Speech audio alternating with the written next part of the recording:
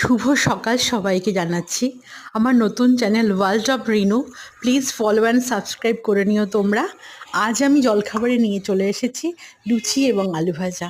আশা করি বাঙালির সবার খুব ভালো লাগবে।